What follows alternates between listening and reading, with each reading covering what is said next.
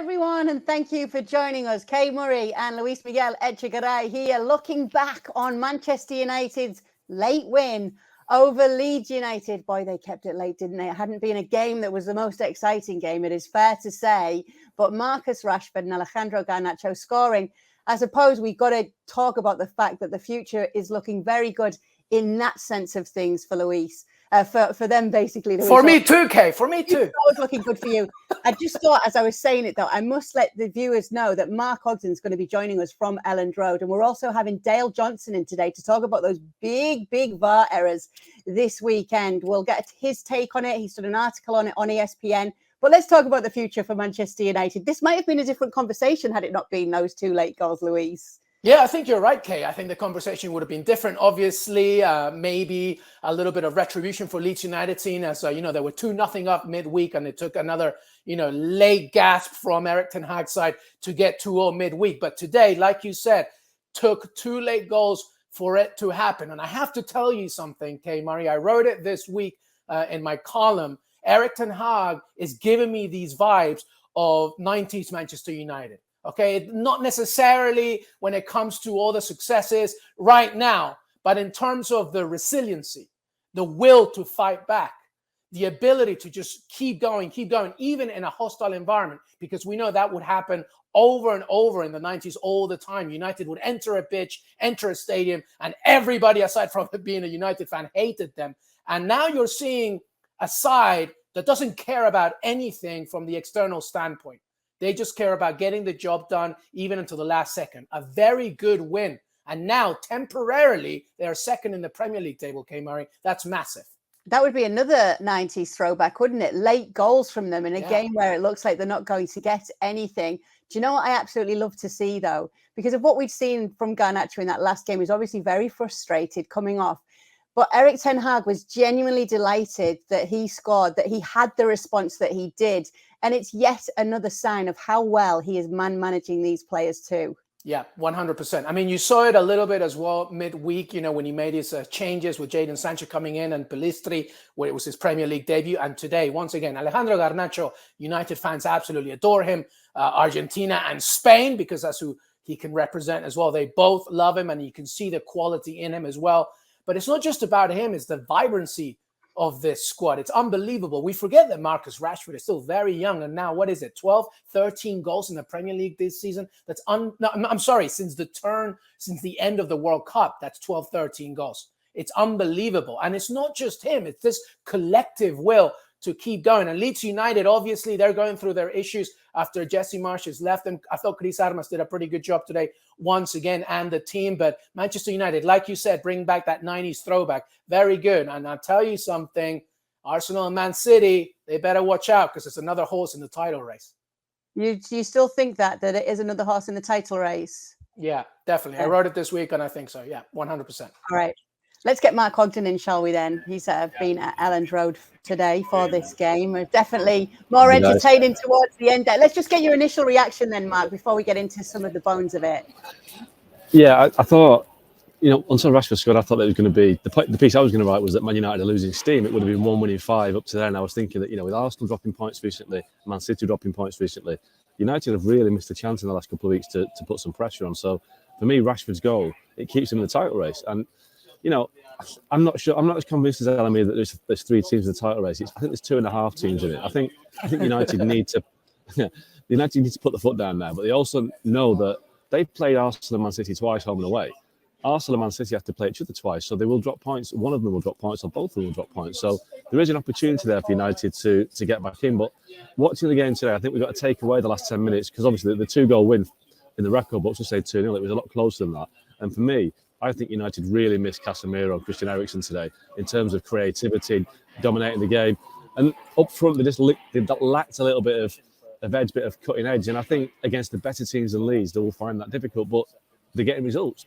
This was a big win for so many reasons. Big to win at Elland Road, big to keep them in the title race, but also big to show they can win without Casemiro and Christian Eriksen because those two have been massive this season. And, a lot of focus has been made about Casemiro being out of the team today because of suspension, which is right. But people haven't really talked about Eriksen. He's going to be out until maybe end of April, beginning of May. So, a massive loss, and they have to find a way to overcome that. And today it gave them belief that they can do.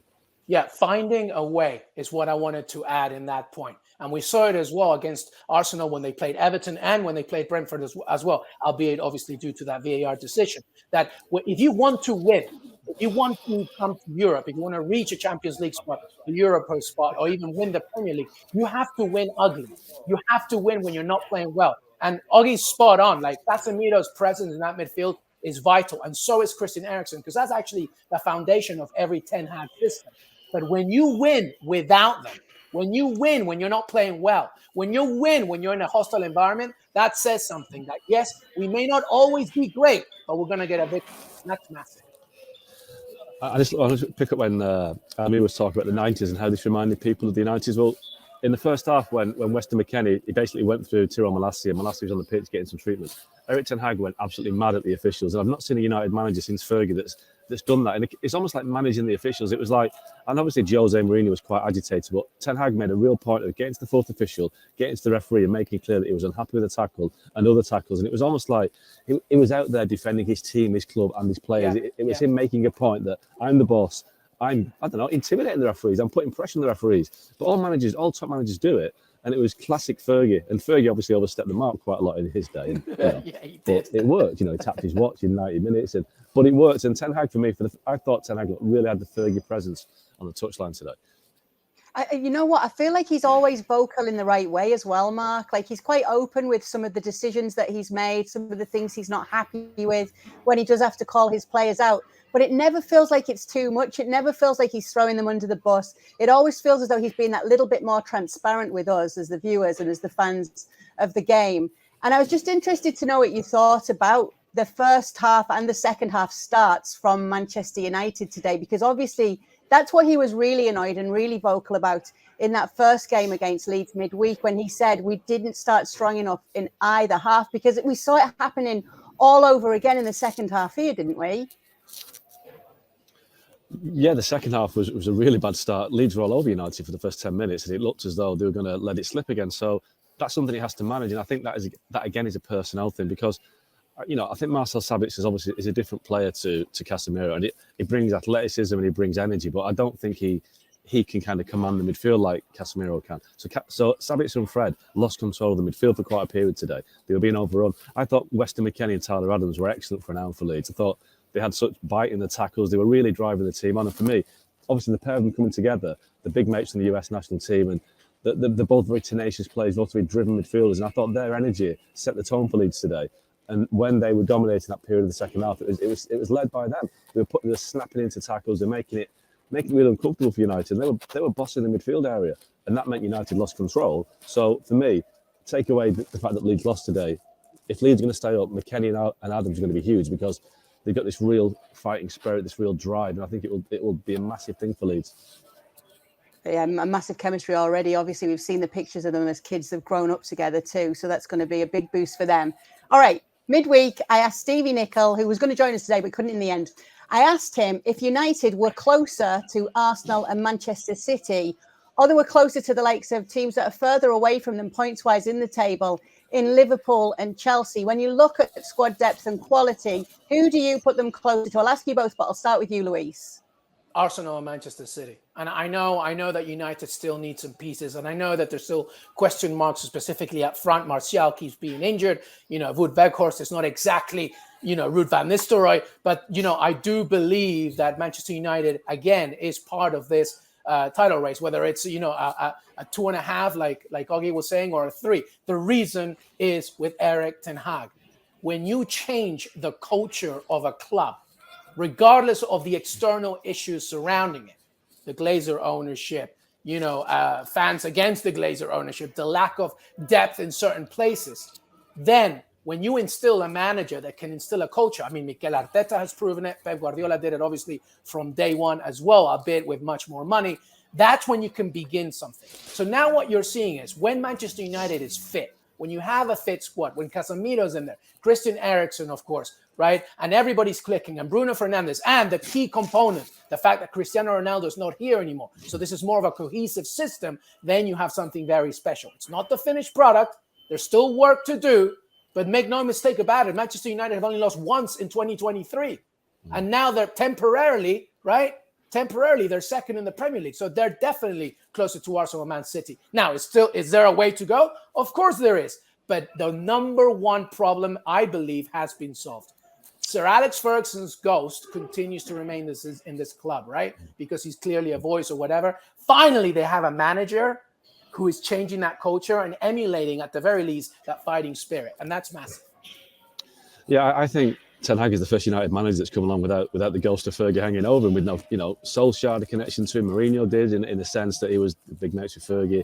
Van Gaal was the guy who was going to come in and correct it. Olin Moyes was his successor. So, Ten Hag has benefited from a clean slate. But getting back to your question, Kay, I think that, I know this might surprise me, but I think that United have got the fifth strongest squad in the Big Six. I think they're stronger than Tottenham, but I think if Ten Hag had the Chelsea squad right now, Chelsea would be doing a lot better than they are. They've got much more depth.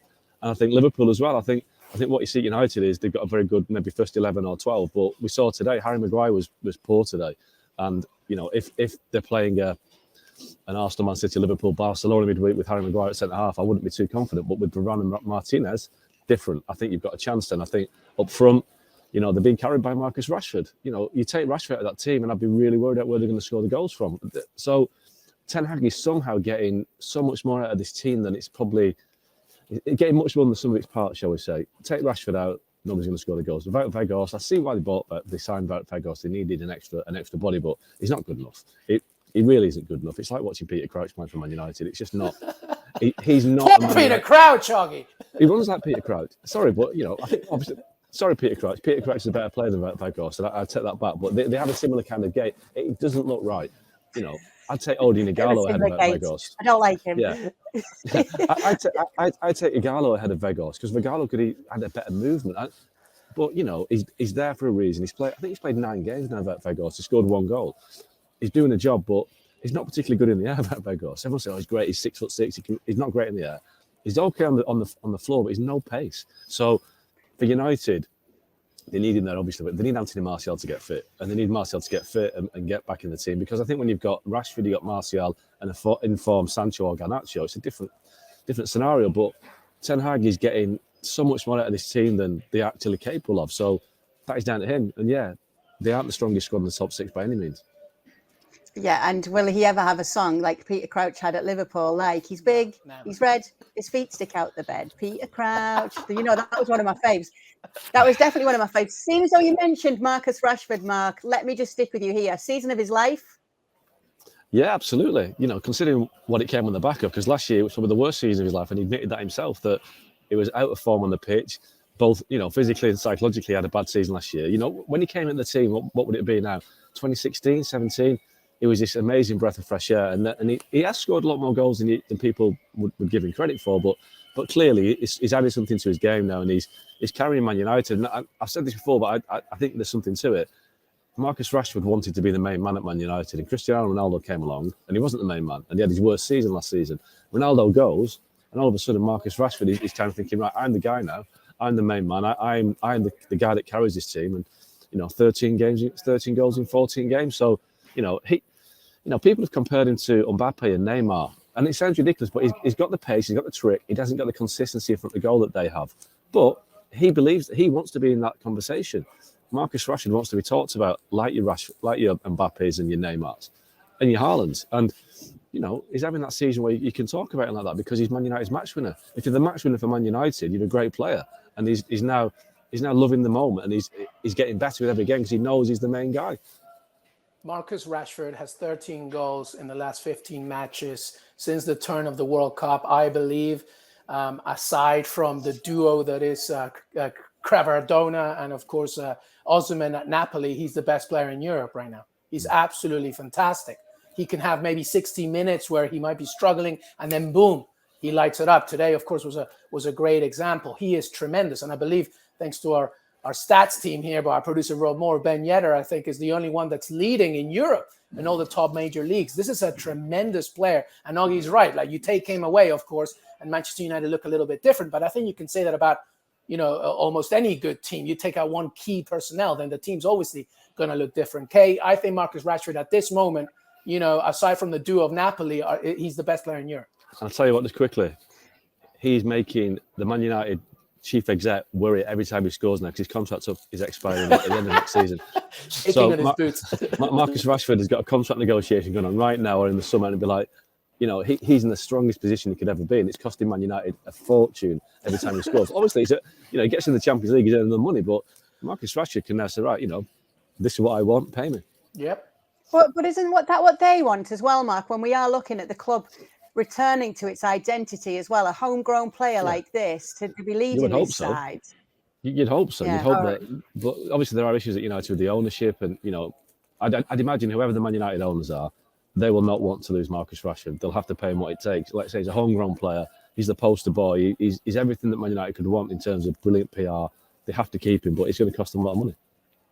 All right, let me talk to you about Jadon Sancho, because Erik ten Hag had said if he's fit and he's in the right shape, he always has to play. He has magnificent quality. This was his first start since he returned to the fold. How did he do today, Mark? I don't think he did very well, to be honest. I think for the very first minute, Tyler Adams smashed him, didn't he? He hit him with a really hard tackle, which I said set the tone for Leeds. I thought Sancho was poor today. He swapped sides with Rashford a couple of times. You know, Sancho's got great talent, we know that, but it's a long road back, I think. I think, you know, we have to give him time to find his form again, because Ten Hag is right. He's a very talented player and he can create goals, he can score goals, but he's not there yet. And I thought he was poor today. Yeah, listen, just very quick on Jadon Sancho. He's extremely talented, a great player. And Ten Hag is right. Like, when he's on it, he's on it. But he's the kind of attacker that needs the rhythm of the game to go his way as opposed to the other way around, right? Obviously, it's a little bit different midweek because when he came on, like, the system suited him better. Rashford went more central. Sancho stayed more on the left. But in a tough game like today, physical, hostile, of course, the environment is not going against you. Sancho can sometimes disappear, but there is no doubt of his talent. And if Ten Hag can get the best out of him, which seems that surely will be the case, then all the better for it. I mean, he's in a good club under a fantastic manager. I mean, I am such a fan of Ten Hag that, you know, if he can't do it here, then I don't think he can do it pretty much anywhere else in the Premier League. Let's talk a little bit about David De Gea. His 400th appearance today, the youngest ever goalkeeper to reach 400 in Premier League history, ahead of, here's a few names for you, Shay Given, David James, Petr Cech, and Mark Schwarzer. Let's talk a little bit about him. He's actually tied with Gary Neville with 400 Premier League appearances with United. How have you rated his time at the club, Mark? I think you look back at it as a lot of unfulfillment, to be honest. I think he started off, won a couple of titles, Premier League titles, and he had that really tough start when he was very young when he came to United, and physically he wasn't ready for it, and it took a bit of time out of the team. I think Anders Lindegaard took his place for a while. I think it was a period of time when he was the best keeper in the world, and I think he was Man United's Player of the Year for like 4 or 5 seasons, and that showed you where United were, that their goalkeeper was the best player. But, you know, I do think that De Gea, his contract expires this summer. I think that maybe the change this summer would suit both parties. I think 400 games is a lot, and he doesn't have a lot to show for it. And I think the game has moved on a little bit. I think when David De Gea plays, I think he's not great with his feet. And I think the modern game is all about distribution from the back and being good with your feet, and that's what Ten Hag wants. And I think De Gea has been a good goalkeeper for Man United, but I think he's not in the same league as Edwin van der Sar and Peter Schmeichel in terms of their best. You look at what they won and look, you know, how big a player they were. I think De Gea is, you know, like I say, I think his time will come to an end, and I think United need to look at a different type of goalkeeper.